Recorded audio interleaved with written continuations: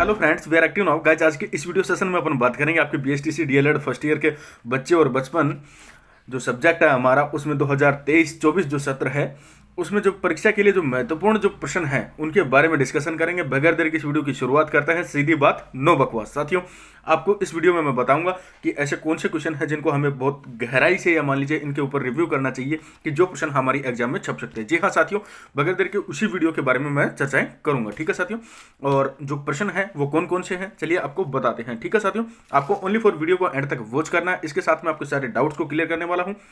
आपको ये वीडियो देख करके कैसा लगे कमेंट सेक्शन में जरूर बताइएगा। इसके साथ में आपको अभी यकीन नहीं हो रहा होगा शायद फिलहाल के लिए, लेकिन आपको नेक्स्ट टाइम पे मतलब कि जब आपकी एग्जाम होंगी तब आपको जरूर ये प्रश्न देखने को मिलेंगे, ये वाले प्रश्न कुछ। ठीक है साथियों, मैं ये नहीं कहता कि सारे के सारे प्रश्न छपेंगे, लेकिन जहां तक मेरा मानना है तो ये वाले जो प्रश्न हैं वो बहुत ज़्यादा आपके लिए आई मीन दैट इंपॉर्टेंट होंगे। ठीक है साथियों, तो चलिए आपको बताते हैं। फर्स्ट ऑफ ऑल बात करेंगे आपकी यूनिट नंबर फर्स्ट के बारे में। साथियों, यूनिट नंबर फर्स्ट हमारी आती है बचपन। ठीक है, जो बचपन यूनिट है, अब उससे रिलेटेड जो भी क्वेश्चन है जो मतलब कि इंपॉर्टेंट कुछ लगे हैं तो उनको मतलब छाटा गया, उनको निकाला गया है, तो वो वाले हैं। सबसे पहला जो क्वेश्चन है वो है जॉन होल्ट के अनुसार बच्चे हैं जो असफल कैसे होते हैं। ठीक है साथियों, तो सबसे पहले हमने बात की है कि जो बच्चे होते हैं वो जॉन होल्ट ने इसके बारे में क्या मत दिया है और वो किस तरीके से मतलब कि असफल होते हैं, कौन, बच्चे। अब इसी के साथ में मैं बात कर लेता हूं साथियों सेकंड वाले क्वेश्चन के बारे में। ठीक है साथियों, सेकंड वाला जो हमारा क्वेश्चन है वो इस चीज़ के बारे में क्या कहता है, मतलब विशेष आवश्यकता वाले जो बच्चे होते हैं, बच्चों की शिक्षा में शाला मतलब स्कूल, शिक्षक जो टीचर होता है वो, और सोसाइटी की जो भूमिका क्या होती है उसके बारे में आपको वर्णन करना है। ठीक है साथियों, इसी के साथ में बात करते हैं नेक्स्ट क्वेश्चन की ओर। नेक्स्ट क्वेश्चन हमारे पास में है बाल साहित्य क्या है। इसमें ये धम सम्मिलित नहीं है यार, ये है सम्मिलित। ठीक है, इसमें सम्मिलित विषयों को बताइए, मतलब बाल साहित्य क्या होता है। ठीक है, और उसके जो भी सम्मिलित जो विषय होते हैं उसमें वो कौन कौन से हैं उनके बारे में आपको बताना है। ठीक है, क्वेश्चन नंबर 4 है महात्मा गांधी तथा एपीजे अब्दुल कलाम के बारे में या उनके बचपन के बारे में आपने पढ़ा होगा, उसको पढ़ करके आप उसके बारे में क्या सोचते हैं, मतलब कि उसके बारे में बच्चों की तुलना करनी है आपको। ठीक है, बच्चों की और उनके बारे में, उनके बचपन के बारे में आपने पढ़ा होगा, तो उन दोनों को कंपेयर करना है, उसके बारे में आप क्या सोचते हैं। ठीक है, ये वाला क्वेश्चन आपको देखने को मिल सकता है, मतलब इससे रिलेटेड। नेक्स्ट क्वेश्चन है क्वेश्चन नंबर 5, समर हिल स्कूल को मनमर्जी की स्कूल क्यों कहा गया है। ठीक है, जो समर स्कूल है या समर हिल जो स्कूल है उसको मनमर्जी की स्कूल क्यों माना गया है या क्यों कहा जाता है या क्यों कहा गया है। ठीक है साथियों, नेक्स्ट क्वेश्चन की ओर बात करते हैं। नेक्स्ट क्वेश्चन है गिल्लू भाई को बाल मंदिर की प्रेरणा कहाँ से मिली। ठीक है, ये आपको ध्यान रखना है। नेक्स्ट आपकी जो यूनिट है यूनिट नंबर 2, अब उसके बारे में साथियों बात करता हूँ। साथियों, मुझे उम्मीद है कि आपको ये क्वेश्चन जानकर के लिए आपको अच्छा लग रहा होगा, तो वीडियो को लाइक कर दीजिएगा, अपने दोस्तों के साथ में जरूर साझा कीजिएगा। ठीक है साथियों, बात करते हैं यूनिट नंबर 2 के बारे में, मतलब बचपन की जो संकल्पना है उससे रिलेटेड जो जो क्वेश्चन है वो किस टाइप के हैं। देखिए साथियों, इसमें है जो क्वेश्चन मतलब कि 3-4 क्वेश्चन देखने को मिल सकते हैं। ठीक है, और क्वेश्चन कौन से, जो इसमें 2 नंबर वाले क्वेश्चन देखने को मिलेंगे। ठीक है, या मैं ऐसे कहूं कि इसमें 2 क्वेश्चन आपको देखने को मिलेंगे, वो 3 या 4 नंबर के भी हो सकते हैं। ठीक है, पहला है बाल श्रम पर संक्षिप्त टिप्पणी लिखिए, मतलब कि जो बाल श्रम होता है, या मैं ऐसे कहूं कि जो चाइल्ड लेबर होता है, ठीक है, वो क्या होता है, उसके ऊपर आपको एक शॉर्ट नोट बनाना है। ठीक है साथियों, बात कर लेते हैं क्वेश्चन नंबर 2 के बारे में। निःशुल्क एवं अनिवार्य बाल शिक्षा का अधिकार 2009, यानी आप सभी जानते हैं आरटीआई एक्ट 2009। ठीक है, वही है ये। उस आरटीआई एक्ट को इसके साथ में कंपेयर करना है या इसके साथ में आपको कोरिलेशन बनाना है, मतलब कि इसके साथ में सहसंबंध बनाना है। ठीक है साथियों, अधिनियम के अंतर्गत शिक्षक मतलब जो विद्यालय है वो शिक्षक और विद्यालय के क्या क्या दायित्व है, मतलब शिक्षक के दायित्व अलग और विद्यालय के दायित्व अलग। ठीक है ना, ये 2 क्वेश्चन बनते हैं। निःशुल्क एवं अनिवार्य बाल शिक्षा अधिकार 2009 अधिनियम के अंतर्गत शिक्षक के क्या क्या दायित्व है और विद्यालय के क्या क्या दायित्व है। ठीक है, बात कर लेते हैं इसी के साथ में क्वेश्चन नंबर 3 के बारे में। राज्य सरकार द्वारा बाल अधिकारों के संरक्षण हेतु किए गए प्रयासों को लिखिए, मतलब कि जो स्टेट गवर्नमेंट है उसने जो बच्चों के अधिकारों के संरक्षण के लिए, मैं ऐसे कहूँ कि उनके लिए कौन कौन से प्रयास किए गए हैं। ठीक है ना, उनको लिखिए, उनका वर्णन कीजिए, उनके बारे में बताइए। क्लियर। क्वेश्चन नंबर 4 आता है शिक्षा संवाद बाल अधिकारी को किस प्रकार संरक्षित रखने में सहायक है, मतलब कि जो शिक्षा संवाद है, ठीक है, शिक्षा संवाद बाल अधिकारी को किस प्रकार से संरक्षित रखने में सहायक है। क्वेश्चन नंबर 4 ये है। बात कर लेते हैं इसी के साथ में आपकी यूनिट नंबर 3 के बारे में। ठीक है साथियों, यूनिट नंबर 3 है हमारी बाल विकास के परिप्रेक्ष्य। ठीक है, इसमें जो प्रश्न होंगे वो किस टाइप के होंगे, 2 अंक का जो इसमें प्रश्न देखने को मिलेगा, मतलब कि 2 क्वेश्चन देखने को मिलेंगे आपको इसमें, और 3 से 4 नंबर वाले होंगे। ठीक है, वो कौन कौन से होंगे? बालक के विकास में वातावरण यानी कि जो परिवेश होता है वो एवं आनुवंशिकता के प्रभाव को समझाइए, या मैं ऐसे कहूं कि बालक के विकास में परिवेश एवं आनुवंशिकता के प्रभाव को समझाइए, बताइए, वर्णन कीजिए। ठीक है, क्वेश्चन नंबर फर्स्ट। इसी के साथ हम बात कर लेते हैं क्वेश्चन नंबर सेकंड के बारे में कि मोबाइल फ़ोन का बच्चों के व्यक्तित्व पर क्या प्रभाव पड़ता है। कहने का मतलब मोबाइल जो फ़ोन होता है वो बच्चों की पर्सनैलिटी के ऊपर कैसा इफेक्ट डालता है, उस चीज़ के बारे में आपको बताना है। ठीक है साथियों, बात करते हैं क्वेश्चन नंबर थर्ड के बारे में कि परिपक्वता एवं सीखना कैसे अंतर संबंधित है। परिपक्वता एवं जो सीखना है, जो लर्निंग है, वो किस प्रकार से अपने आप में मतलब कि इन दोनों के बीच में कोरिलेशन बनाता है। ठीक है साथियों, जो क्वेश्चन नंबर 4 आता है आप हमारे सामने वो है शैशवावस्था एवं बाल्यावस्था की प्रमुख विशेषताएं लिखिए, बताइए। ठीक है, क्या कौन कौन सी शैशवावस्था और बाल्यावस्था, ये क्वेश्चन 2 बन रहा है यहाँ पे। ठीक है, कौन कौन से 2 बन रहे हैं? एक तो है शैशवावस्था, मतलब शैशवावस्था की प्रमुख जो विशेषताएं होती हैं वो कौन कौन सी होती हैं, और दूसरा वाला बन रहा है बाल्यावस्था की जो प्रमुख विशेषताएं हैं वो कौन कौन सी है। ठीक है साथियों, बात कर लेते हैं क्वेश्चन नंबर 5 के बारे में, या नेक्स्ट क्वेश्चन के बारे में। बाल विकास के विभिन्न आयामों का विस्तृत वर्णन करो, मतलब कि जो बाल विकास होते हैं या बालक के जो विकास के विभिन्न आयाम होते हैं उनके बारे में विस्तार पूर्वक आपको बताना है। वो कौन कौन से विकास के बारे में? शारीरिक विकास, संवेगात्मक विकास, नैतिक विकास, सामाजिक विकास, संज्ञानात्मक विकास। फिर से रिपीट करता हूँ, शारीरिक विकास, संवेगात्मक विकास, नैतिक विकास, सामाजिक विकास, संज्ञानात्मक विकास। क्लियर साथियों, ये हो गया हमारी यूनिट नंबर 3। बात करते हैं यूनिट नंबर 4 के बारे में। ठीक है साथियों, यूनिट नंबर 4 आती है अब, और इसमें जो प्रश्न होंगे वो 250 शब्द के मिलेंगे आपको। ठीक है, और 8 नंबर वाले प्रश्न आपको देखने को मिलेंगे। ठीक है साथियों, और मतलब कि इसमें से जो 8 नंबर वाले जो इंपॉर्टेंट क्वेश्चन हैं वो आपके सामने हैं। ठीक है, वो कौन कौन से हैं, मतलब आपके सामने कुछ पॉइंट दिए गए हैं पहले क्वेश्चन में, उनके बारे में आपको विस्तार से बताना है, उसके बारे में एक्सप्लेन करना है या डिस्क्राइब करना है। ठीक है साथियों, तो वो कौन कौन से हैं? पहले जैसे मान लीजिए डाउन सिंड्रोम, अब उसके बारे में बात कर ले, आपसे एग्जामिनर पूछ ले कि भाई डाउन सिंड्रोम है वो किसे कहते हैं, या मान लीजिए डाउन सिंड्रोम किस प्रकार से कार्य करता है, या मान लीजिए डाउन सिंड्रोम का बच्चों के ऊपर क्या प्रभाव पड़ता है, या मान लीजिए सोसाइटी के ऊपर जो डाउन सिंड्रोम के बारे में क्या क्या परिचर्चाएं होती हैं, कैसी उसकी अवधारणा है, कैसा लोग उसके बारे में सोचते हैं। ठीक है साथियों, बात कर लेते हैं सेकंड नंबर है हीमोफीलिया। वो भी वही सेम प्रोसेस है कि भाई इसके बारे में क्या क्या लोगों के बारे में अवधारणा है, क्या हम बच्चों को एक्सप्लेन किस टाइप से कर सकते हैं, वो इसके बारे में किस तरीके से सोचते हैं। ठीक है, सी पॉइंट है हशियाकर कोशिका रक्तहीनता, मतलब कि जो मान लीजिए ब्लड रिलेशंस होते हैं सेल्स में।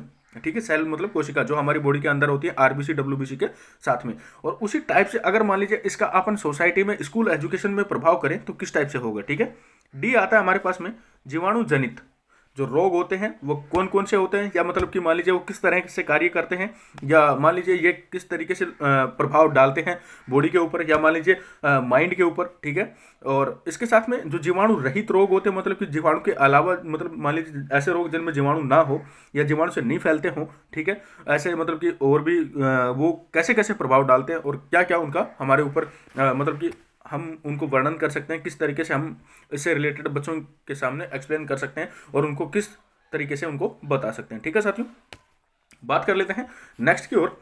नेक्स्ट हमारे पास में है स्थूलगामक कौशल क्या है, मतलब स्थूल जो गामक कौशल होता है वो क्या है, या उसे किसे कहते हैं। जब मान लीजिए स्थूलगामक कौशल से आप क्या समझते हैं, इसकी सभी प्रक्रियाओं का उल्लेख करो, मतलब कि इसकी जो भी प्रक्रियाएं होती हैं, इसकी जो भी गतिविधियां होती हैं उनका वर्णन करो, और उसके साथ में एक आपके सामने एग्जाम्पल है, या मान लीजिए मैं ऐसे बता देता हूं आपको, वो है सूक्ष्म गामक कौशल। ठीक है, आपने अगर पहले से भी क्लासेस देखे होंगे तो आप सभी जानते हैं कि यहाँ पे जब भी ट्रिक आइकन आता है तो वो स्पेशल पॉइंट होता है। ठीक है साथियों, तो सूक्ष्म गामक जो कौशल है उसके बारे में आप मतलब कि उसका वर्णन करो, उसके जो परिभाषाएं हैं उसके बारे में, उससे रिलेटेड जो भी विचारक हैं या मान लीजिए जो भी थिंकर्स हैं, या मैं ऐसे कहूँ कि जो भी फिलोसोफर्स हैं, ठीक है, उन्होंने क्या क्या दार्शनिकों ने इनके बारे में कहा है वो उसकी परिभाषाएं आपको ध्यान रखनी है।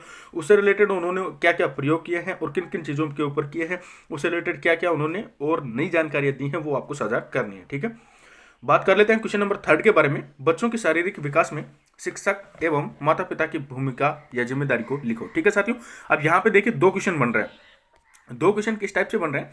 बच्चों के शारीरिक विकास में शिक्षक की भूमिका लिखो। ठीक है, सेकंड क्वेश्चन बन रहा है कि बालक के शारीरिक विकास में माता पिता या मान लीजिए उसके जो गार्जियंस होते हैं, या मैं ऐसे कहूँ कि जो अभिभावक होते हैं, ठीक है, उनकी जो जिम्मेदारी होती है, या उनकी ऐसे कहें कि उनकी जो रेस्पॉन्सिबिलिटी होती है वो, ठीक है, उसके बारे में विस्तार पूर्वक बताइएगा।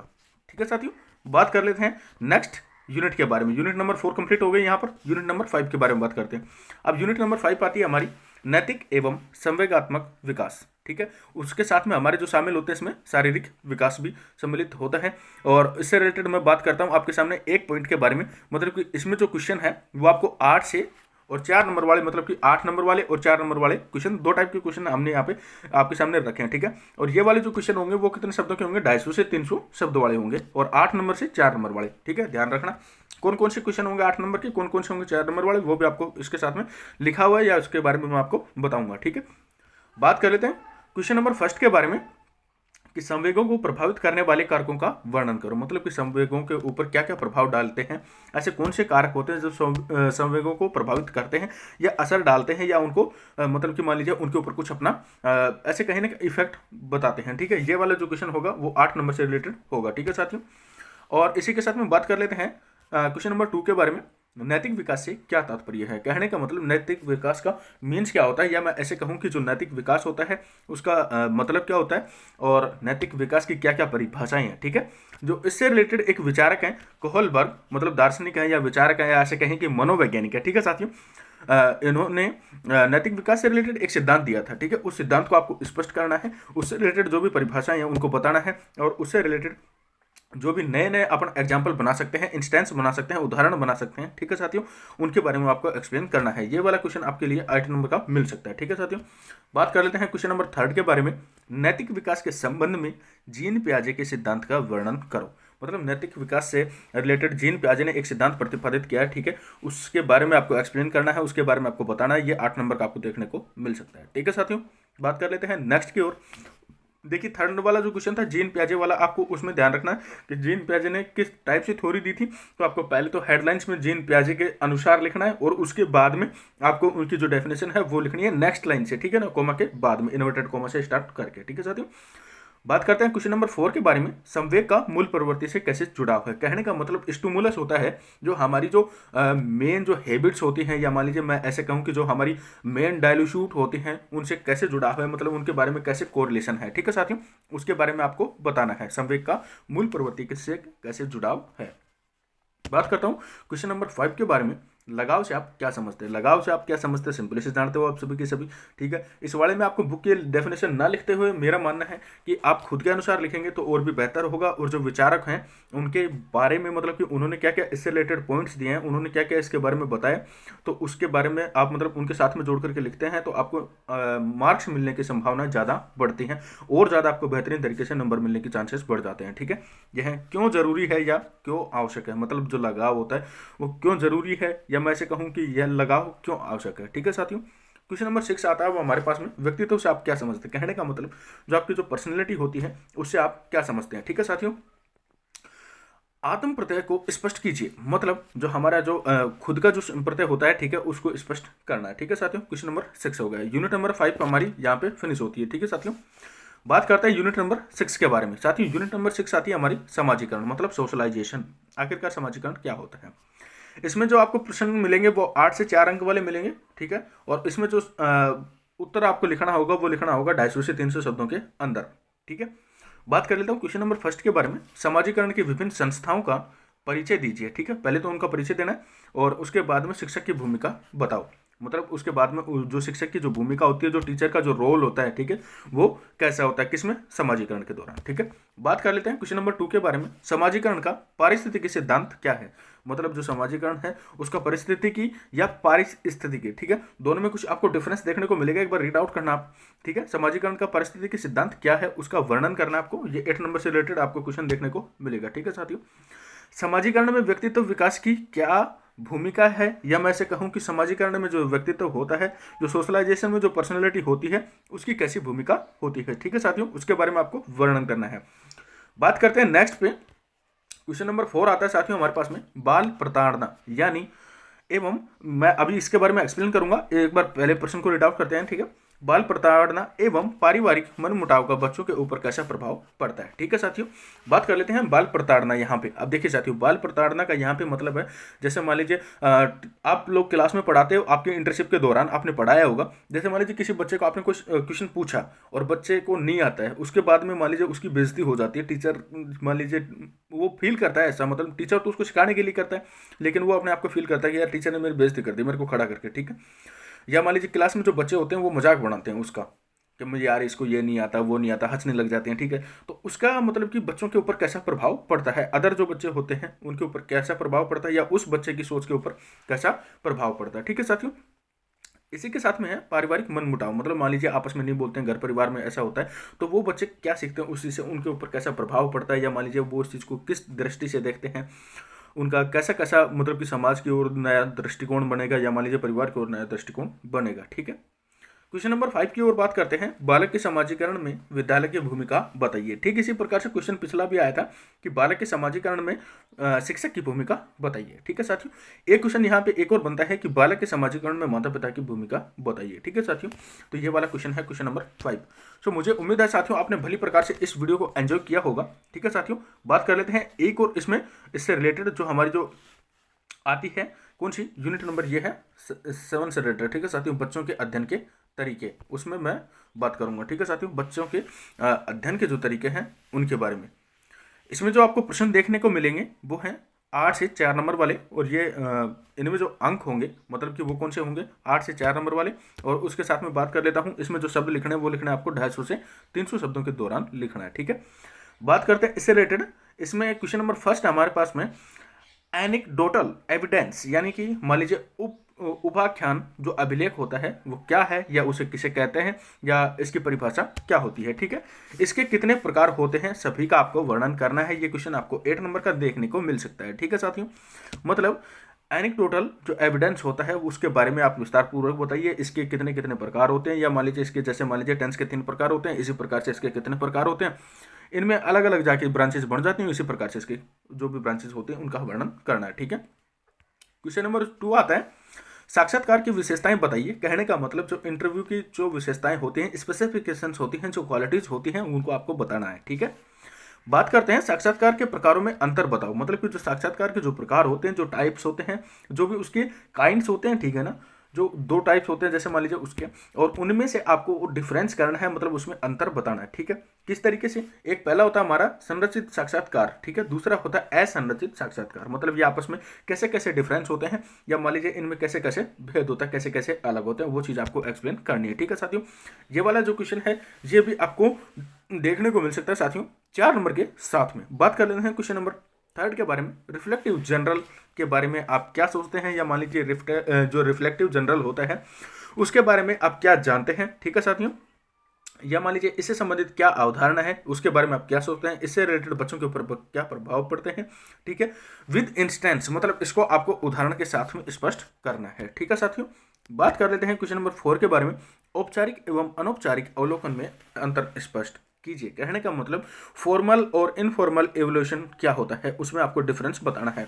ठीक है, औपचारिक एवं अनौपचारिक अवलोकन में अंतर स्पष्ट कीजिए, मतलब इसकी जो मान लीजिए भाई ये इस टाइप से अलग है और ये इस टाइप से अलग है, मतलब इसमें ग्रेडिंग सिस्टम होता है, इसमें मान लीजिए न्यूमेरिकल सिस्टम होता है, वो आपको एक्सप्लेन करना है। ठीक है साथियों, बात कर लेते हैं इसी के साथ में। मुझे उम्मीद है साथियों कि आपने वीडियो को भली प्रकार से एंजॉय किया होगा। आपको ये वीडियो अच्छा लगा है इसे लाइक कर दीजिएगा, ये आपकी परीक्षा के लिए बहुत ज़्यादा हेल्पफुल होगा। आपको ओनली फॉर वीडियो को एक बार नहीं तो 2 बार में, 2 बार नहीं तो 3 बार में आपको वॉच कर लेना है, इसके साथ में क्वेश्चनों को नोट डाउन कर लेना है। आपको ये क्वेश्चन भली प्रकार से मिल जाएंगे देखने के लिए, पीडीएफ भी शायद मैं इसको अवेलेबल करवा दूंगा मैं टेलीग्राम चैनल पर। आपको ये क्वेश्चन जान करके कैसा लगा कमेंट सेक्शन में आपकी राय हमें जरूर बताइएगा। बात कर लेता हूँ उसकी सारी की सारी यूनिट नंबर 1 बचपन, यूनिट नंबर 2 बचपन की जो भी संकल्पनाएं होती हैं वो। बात करते हैं यूनिट नंबर 3 बाल विकास के परिप्रेक्ष्य, यूनिट नंबर 4 आती है हमारी जो शारीरिक विकास होता है। इसके साथ में बात करते हैं यूनिट नंबर 5 नैतिक एवं संवेगात्मक विकास, ठीक है, और समाजीकरण, और इसके साथ में हमारे जो बच्चों के अध्ययन वाले जो होते हैं वो। ठीक है साथियों, आपको ध्यान ओनली फॉर ये देना है कौन सा, कि जो बड़े वाले जो प्रश्न है मतलब 8 नंबर वाले हैं उनको भी आपको ध्यान से देखना है, लेकिन छोटे वालों को भी देखते हुए चलना है। ठीक है साथियों, क्योंकि एक जगह से कभी भी काम नहीं होता है, आपको जो भी सारे क्वेश्चन हैं उनको भली प्रकार से देखना है। साथियों अब तक के लिए इतना ही, मिलता हूँ किसी नेक्स्ट वीडियो में, और उसमें आपकी जो अनदर जो भी सब्जेक्ट हैं, ठीक है, उनमें और भी जो डिटेलेड जो वीडियोस होंगी उनके बारे में बताएंगे, और उसके साथ में जो भी आपके और भी अदर जो सब्जेक्टों में मतलब मोस्ट इंपॉर्टेंट जो क्वेश्चन है उनको हम जरूर अपलोड करते रहेंगे। चैनल पर फर्स्ट टाइम विजिट करें तो चैनल को सब्सक्राइब कर लेना, ठीक है साथियों। और मिलते हैं आपसे किसी नेक्स्ट वीडियो में। अब तक के लिए इतना ही। हंसते रहिए, मुस्कुराते रहिए, अपने से बड़ों का सम्मान कीजिएगा, अपना व्यक्तित्व इस प्रकार से बनाइएगा कि जब भी कोई नारी आपके साथ में हो तो अपने आप को सुरक्षित महसूस करे, बच्चों को प्यार दीजिएगा, ठीक है साथियों। मिलते हैं किसी नेक्स्ट वीडियो में। जय हिंद, वंदे मातरम।